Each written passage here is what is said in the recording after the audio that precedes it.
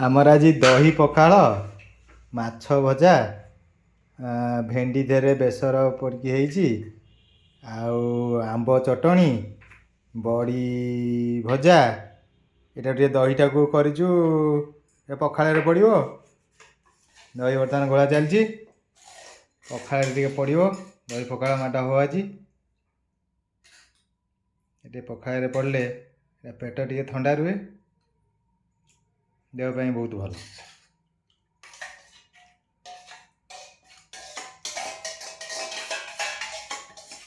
खरा जो टेम्परेचर हो 40-42 डिग्री एथेरे आउ पखाल टिके हेले शांति टिके निद हो जिवो। ओडियांकर प्रधान खाद्य दही पखाल।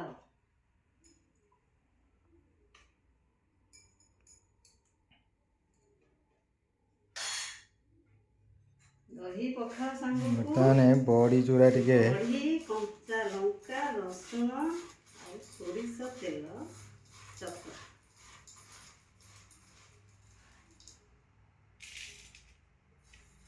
छुट्टी रे आसी मो पाखक यही सब खाद्य आइटम मेनू खाइबा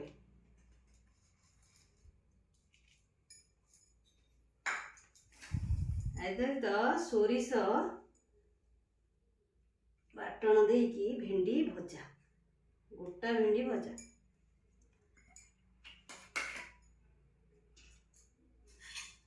सहित कंचा आंब चटनी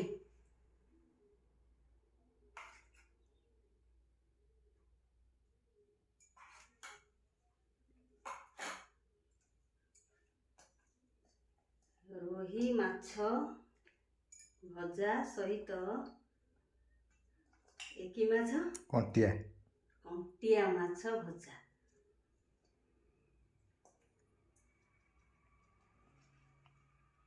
मार्केट गला कंटिया वाला बहुत पड़ता